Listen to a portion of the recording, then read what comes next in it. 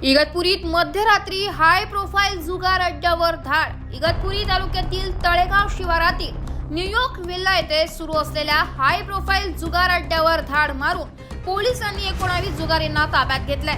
त्यांच्याकडून तब्बल 19 लाख रुपयांची रोकड हस्तगत करण्यात आली आहे।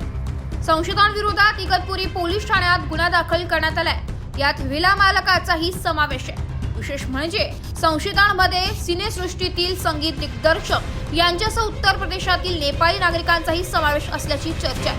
पोलिसांनी दिलेल्या माहितीनुसार तळेगाव शिवारातील मिस्टिक व्हॅली परिसरातील न्यूयॉर्क विलामध्ये जुगार सुरू असल्याची गोपनीय माहिती पोलिसांना मिळाली होती।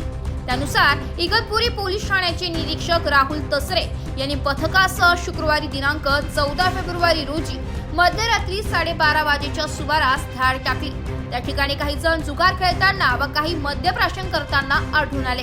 पोलिसांनी संशयितांची झडती घेत त्यांच्याकडील 18,79,450 रुपयांची रोकड हस्तगत केली। तसेच कोट्यावधींच्या महागड्या कारसही जप्त केल्या। या प्रकरणी सहाय्यक पोलीस निरीक्षक पुष्पा आरणे यांनी इगतपुरी पोलीस ठाण्यात दिलेल्या फिर्यादीवरून गुन्हा दाखल करण्यात आला असून पोलीस अधीक्षक विक्रम देशमाने व अप्पर पोलीस अधीक्षक आदित्य मिरखेलकर यांच्या मार्गदर्शनाखाली पोलीस निरीक्षक राहुल तसरे तपास करीत आहेत। ब्युरो रिपोर्ट, नाशिक लोकशाही न्यूज, इगतपुरी।